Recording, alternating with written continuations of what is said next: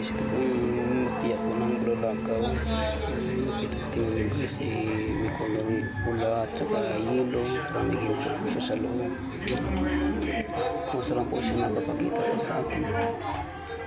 May gitna po sa, may ano po, may mata po sa sakit. Yan. Sobrang kinang. Ginawa ko po siyang kwintas. Kung po ito nagawa ito po.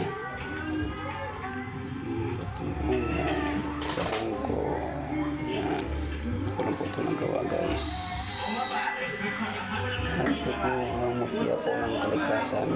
Madami po ito nagawa ito sa altar. Malagpasan po siya ng COVID. Ito nagawa.